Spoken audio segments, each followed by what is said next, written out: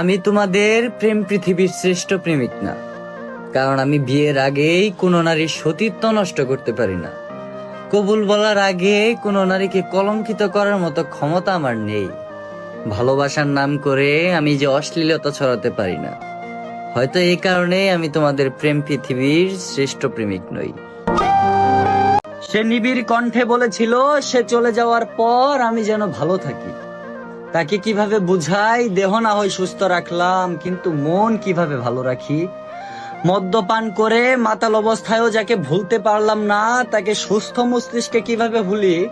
ভালোবাসার আশ্বাস দেখিয়ে যে ছেড়ে চলে গিয়েছে, তাকে কিভাবে মন থেকে ক্ষমা করি? তখন কেমন লাগে ভাই, যার জন্য আপনি ভালো নাই সেই আপনারে জিগায় কেমন আছো। আমার সুন্দর কাউকে লাগবে না, আমার শুধু তুমি হলে চলবে।